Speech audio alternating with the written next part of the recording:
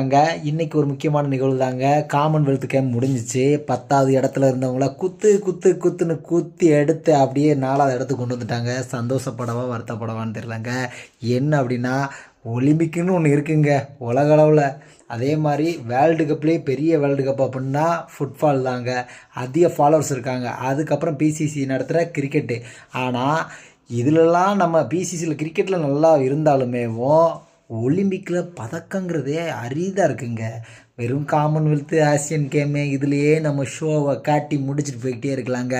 மற்றபடி ஒன்றும் நடக்க மாட்டேங்க. ஏன் அப்படின்னா மற்ற நாடுகளில் 6 வயசுலேருந்து குழந்தைய தயார்படுத்துகிறாங்க. நம்ம நாட்டில் எப்படி ஒரு ஸ்கூல் கேம்னு ஒன்று கூப்பிட்டு போவாங்க பார்க்கணும். அப்படியே ஜோனில் அடிச்சுட்டா பரிசை என்ன கைத்தட்டு என்ன இதுலேயே நம்ம காலத்தை ஓட்ட வேண்டியதாங்க.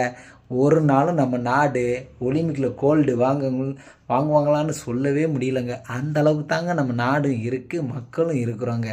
நான் சொல்கிறது சரின்னா கமெண்ட் பண்ணுங்கள், ஷேர் பண்ணுங்கள், ஃபாலோவும் பண்ணுங்கள். இது மாதிரி அப்டேட் நிறையா கொடுப்பேங்க. நன்றி, வணக்கங்க.